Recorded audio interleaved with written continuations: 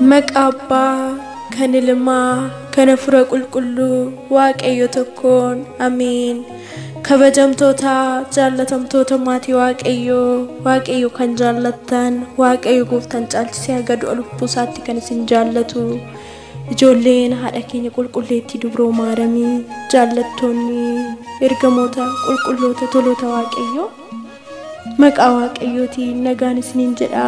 Akkam jirtu akkam turtanii akkam sa'a kana geessan amiin. Galatoomuna mala waaqummaa isaa kan ta'e waaqni keenya waaqni waaqotaa gooftaan gooftotaa mootiin moototaa fayyisaan addunyaa Yesus Kristos maqaan isaa yeroo hundumayyuu kan galatoomee fi kan ulfaate nuuf yaa ta'u amiin.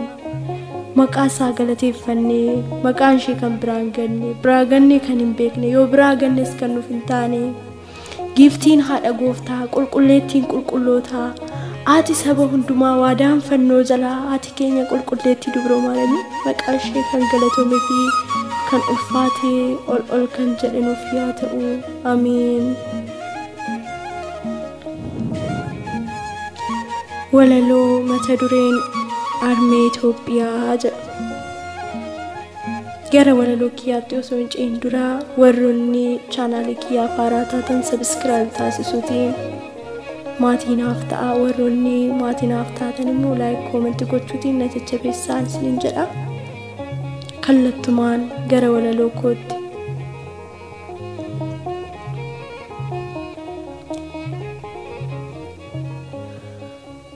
Armee Itoophiyaa hin boohin haadha koo rakkinni kee hundi hin darba gaaf tokko ati yoomuun baddu armeen jiraatta halkanii fi guyyaa waaqayyoon kadhatta halkanii fi guyyaa waaqayyoon kadhatta. Biyya eebbifamtuu waaqayyoon jaallatu har'a maaltu ta'ee kan ishee jibbitu balleensaan ishee maalii kan ishee boosistu balleensaan ishee maalii kan ishee boosistu.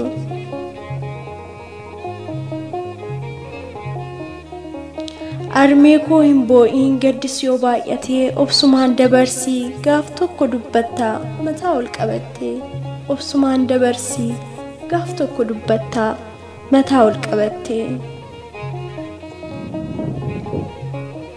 Gooxii fi naannoodhaan warri si qoqqodan sirraati nyaatanii warri si nyaatan beekaniitii miti wallaala isaaniiti osoo hubatanii ati armee isaaniiti osoo hubatanii ati armee isaaniiti.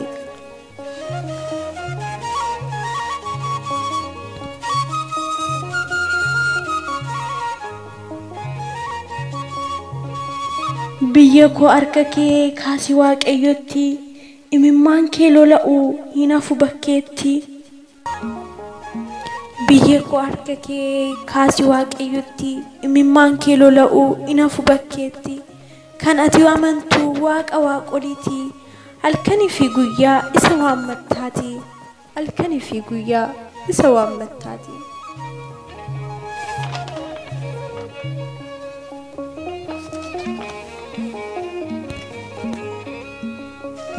Adaraa waaqa koo biyya koo fayyisii nageenyi dhabamee ati nagaanuuf ergi.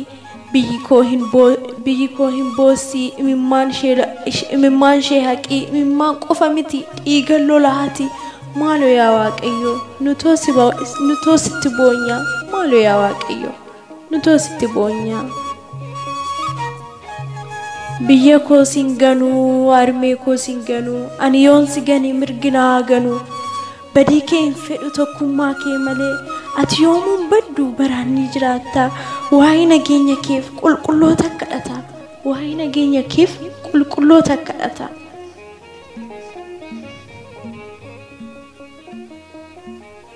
Abboota darbanii yoo laalle seenaa isaanii biyya Itoophiyaaf baay'ee kadhatanii kan akka Takliyyee Gabra Manfas Qidus biyya Itoophiyaaf isaan kan kadhatan. Nuti dhaloonni ammaa maaliif hin hubannu? Itoophiyaa harmee maaliif hin jaallannu? Itoophiyaa harmee maaliif hin jaallannu?